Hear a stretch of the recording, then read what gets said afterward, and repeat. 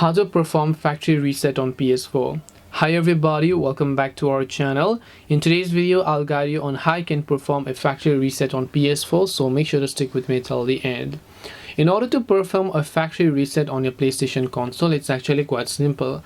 Previously, we would have to actually press the PS4 buttons and so on, but now we don't have to do that because we can directly do it from our settings. So open up settings over here.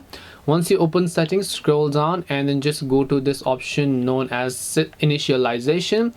When you go to initialization, here you'll find initialize PS4, and over here you can see a quick, which can only delete data from storage and initialize the PS4. But since we want to do a factory wipe or a factory reset, we can just select the full option here.